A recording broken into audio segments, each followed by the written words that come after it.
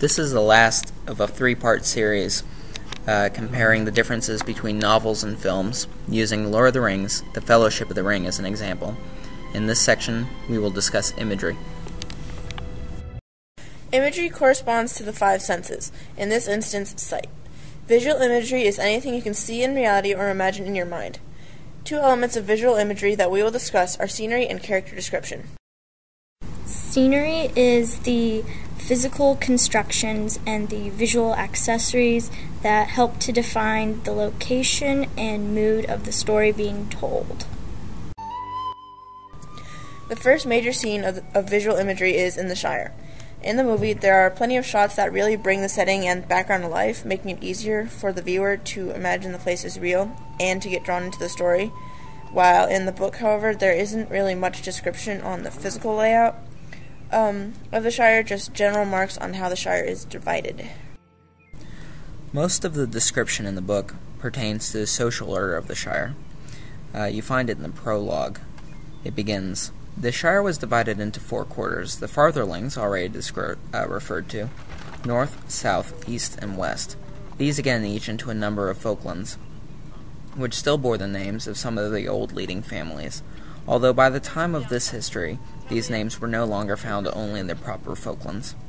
Nearly all Tooks lived in the Tooklands, but that was not true of many other families, such as the Bagginses or the Boffins.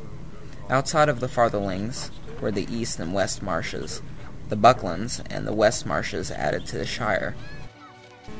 The minimal description given in the book allows for the directors and set designers to have free rein when it comes to designing the sets in the movie. This allows not only for a way to draw the viewers in with elaborate scenery, but to keep the story flowing without having to stop and explain where something is taking place. So another place where they have some good scenery in the movie is Isengard. In the book, Gandalf describes the tower at Isengard, and here's what he says. "They took me and they set me alone on the pinnacle of Orthanc, in the place where Saruman was accustomed to watch the stars. There is no descent save by a narrow stair of many thousand steps, and the valley below seems far away. I looked on it and saw that whereas it had once been green and fair, it was now filled with pits and forges. Wolves and orcs were housed in Isengard, for Saruman was mustering a great force on his own account in rivalry of Sauron, and not in his service yet. Over all his works a dark smoke hung and wrapped itself about the sides of Orthanc. I stood alone on an island in the clouds, and I had no chance of escape, and my days were bitter. I was pierced with cold, and I had but little room in which to pace to and fro. So it was there came a night of moon, and Gwaihir, the Windlord, swiftest of the great eagles, came unlooked for to Orthanc, and he found me standing on the pinnacle. Then I spoke to him, and he bore me away before Saruman was aware." In the book, the top of the building is only described as having limited space for Gandalf to walk around. However, in the movie, you really see the entirety of the architecture, texture, and size of the building. Furthermore, you can see what the rest of Isengard looks like, which gives you an image about how creepy it looks. Being able to see the building and background makes the scene more dramatic and intense. Another form of visual imagery that we wanted to talk about is character description. Character description is what the characters look like, how they talk or move or behave.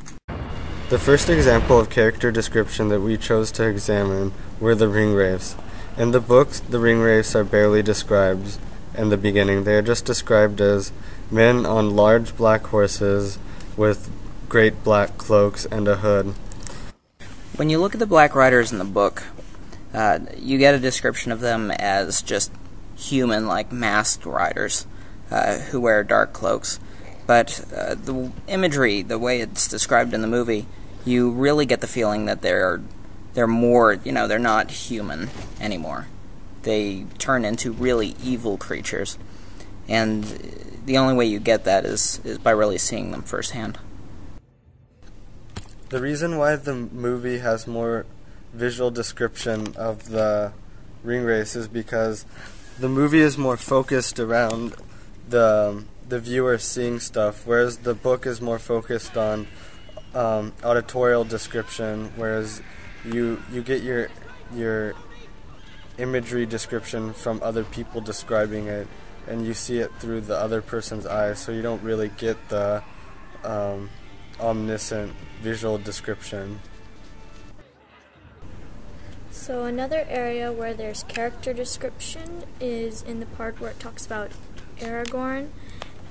In the book, at this part, he's known as Strider, and here's what it says. Frodo noticed that a strange-looking, weather-beaten man sitting in the shadows near the wall was also listening intently to the hobbit talk.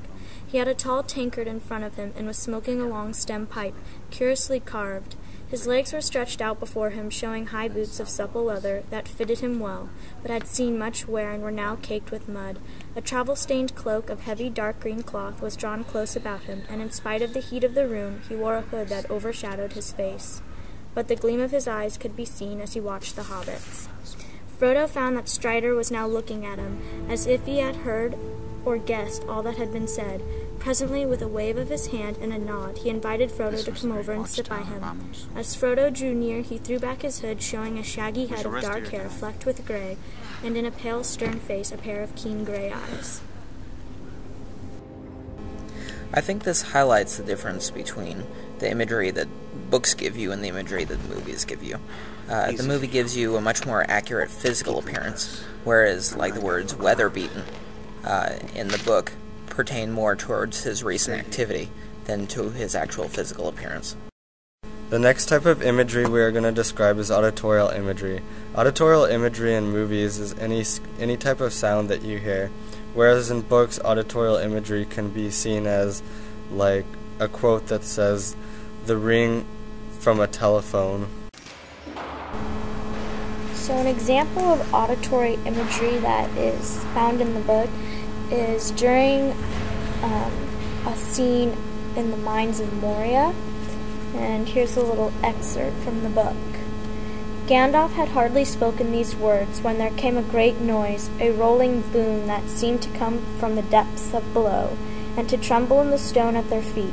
They sprang towards the door in alarm. Doom, doom, it rolled again, as if huge hands were turning the very caverns of Moria into a vast drum. Then there came an echoing blast. A great horn was blown in the hall, and answering horns and harsh cries were heard further off. There was a hurrying sound of many feet. "They're coming," cried Legolas. "We cannot get out," said Gimli. "Trapped," cried Gandalf. "Why did I delay? Here we are, caught just as they were before. But I was not here then. We will see what." Doom, doom came the drumbeat, and the walls shook. In the movie, the sounds that we get in this scene are much more vivid and detailed. Besides the beating of the drums, you can pick out shrieking in the distance, presumably goblin creatures. But it gives you a much better sense for what's going on, and it draws you in a lot more. Likewise, when you hear music playing in the background, towards the end of this scene, you get epic music playing in the background, which really gives you a feeling for the urgency of the situation. And that's one of the big tools that Hollywood uses to pull you into stories.